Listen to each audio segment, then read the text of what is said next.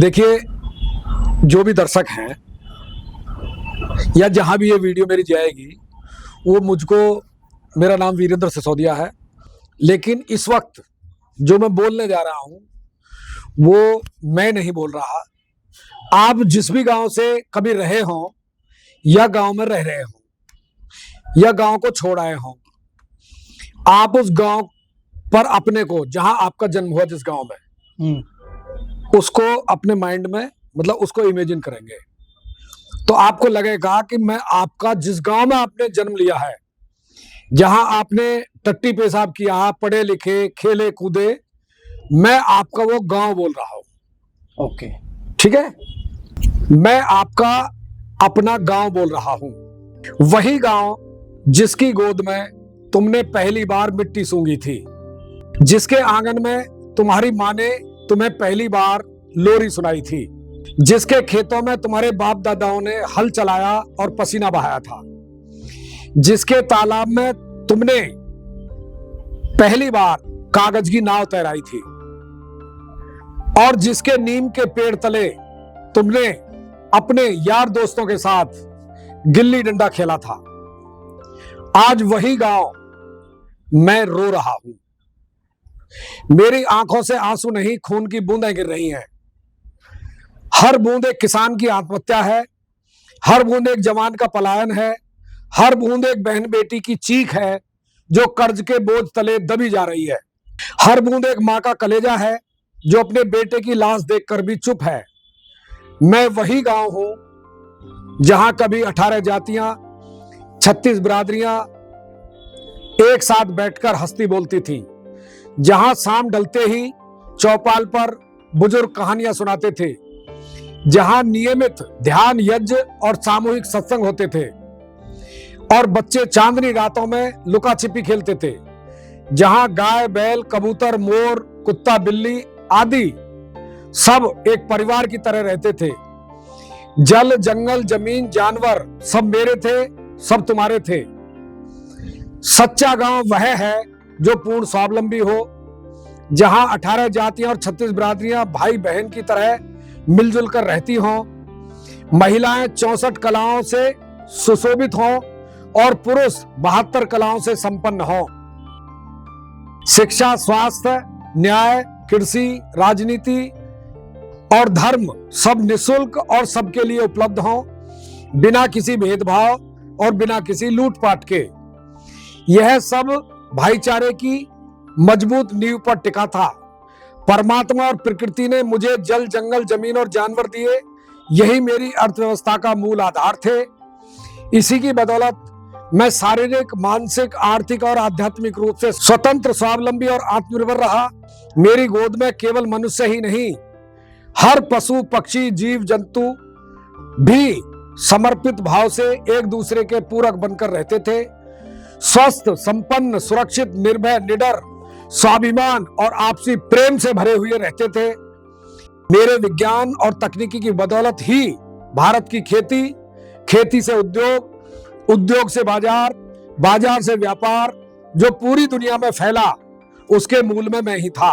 मेरी ही बदौलत भारत ने दिव्यता और भव्यता हासिल कर विश्व में ख्याति प्राप्त की और विश्व गुरु का स्थान प्राप्त किया।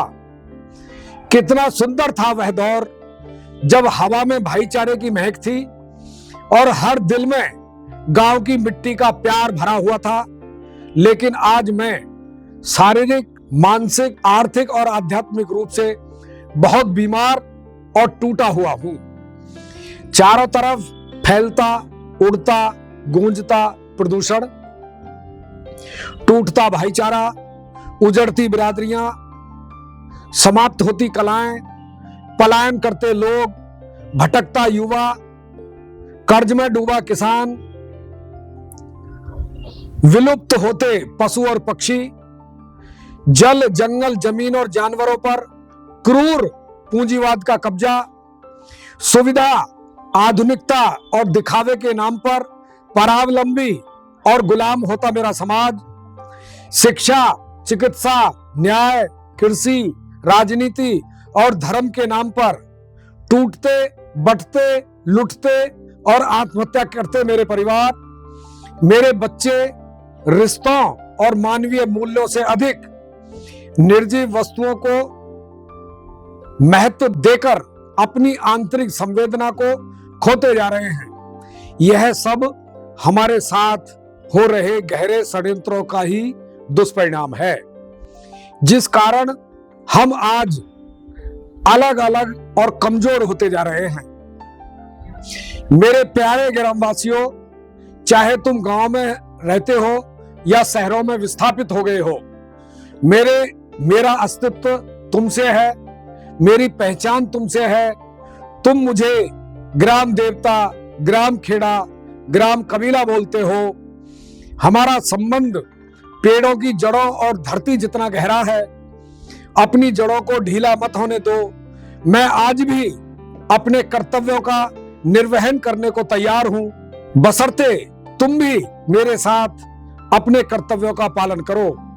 जैसा कि लॉकडाउन के समय मैंने बिना किसी भेदभाव के सबको अपनी गोद में जगह दी और गले लगाया था, इसलिए जरूरी है कि हम सब स्त्री पुरुष, बच्चे बूढ़े और जवान भाईचारे के साथ मिलकर बैठें, संवाद और बातचीत का सिलसिला फिर से शुरू करें, जिसमें सबका हित निहित हो।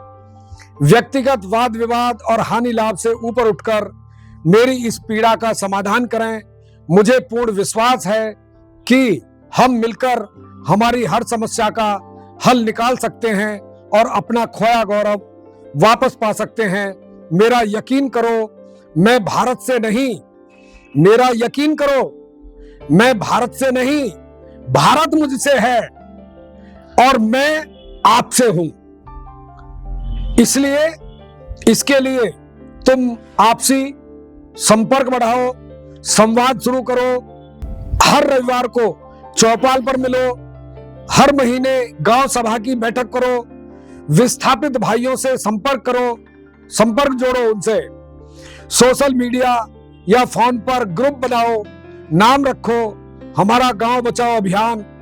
जल, जंगल, जमीन और जानवरों को बचाओ, कलाओं को जीवित रखो, भाईचारे को और मजबूत करो। तुम्हारी तरफ आशा और उम्मीद भरी नजरों से देखता तुम्हारा ही अपना गांव। क्या हुआ?